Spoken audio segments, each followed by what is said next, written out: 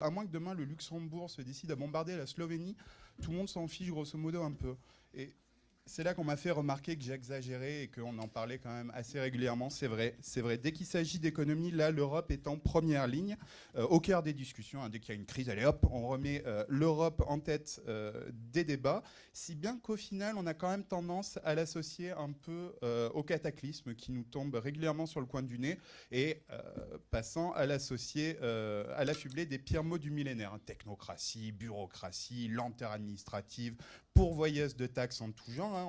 On a un peu l'impression que Herman Van Rompuy nous annonce qu'il a agrandi la France à chaque fois. Alors du coup, face à cette image édifiante que nos concitoyens se font de l'Europe, qui est quand même donc ce projet dont rêvaient Winston Churchill et Victor Hugo, on se demande, nous, s'il ne faudrait pas qu'on sensibilise un peu plus le peuple à ces thématiques. Et surtout, on a envie de vous demander à vous, est-ce qu'il faut consulter le peuple sur l'Europe, et si oui, à quel sujet? Pourquoi l'Europe ne fait pas partie des préoccupations des Français?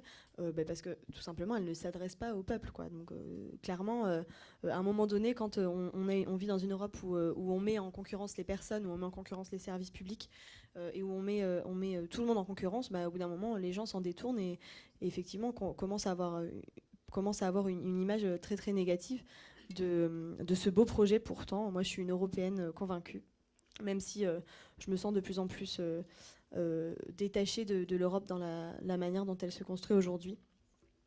Alors pourquoi? Parce que tout simplement, elle est construite sur une idéologie qui est celle des marchés, comme tu l'as dit, Benjamin, et c'est ce qui a c'était tout le débat autour du traité constitutionnel européen, et c'est celui autour du traité de Lisbonne aujourd'hui. Donc moi je pense aussi qu'il faut repartir sur de bonnes bases, notamment ça peut passer aussi par la coordination des programmes entre les partis socialistes européens qui commence à être mise en place sur le salaire minimum européen, sur une sécurité sociale qui soit la même pour tous, et bien évidemment pas par un nivellement par le bas, mais par un nivellement par le haut. Et ça, c'est une problématique très importante. Donc je pense qu'il faut à la fois être critique par rapport à l'Europe dans laquelle on vit, mais ne pas tomber non plus dans un démagogisme une démagogie qui servirait avant tout les partis d'extrême droite, qui sont les premiers à demander des référendums sur la sortie de l'euro et sur la sortie de l'Europe. Actuellement, dans l'Europe telle qu'elle a été construite, on a vu en Grèce et en Italie la dictature des marchés. Vous voyez, c'est une expression qu'on emploie tout le temps à gauche, la dictature des marchés. On a vu ces dernières semaines des économistes être mis en place dans des gouvernements d'union nationale, des mecs qui sortent de je crois que Goldman Sachs, des banquiers, quoi, être mis à la place des... alors j'aimais pas Berlusconi plus que ça. Par rapport à ce que tu disais sur la mise en concurrence des services, c'est vrai qu'il y a une réelle ambiguïté au niveau européen dans les traités qui pousse à la mise en concurrence des services publics.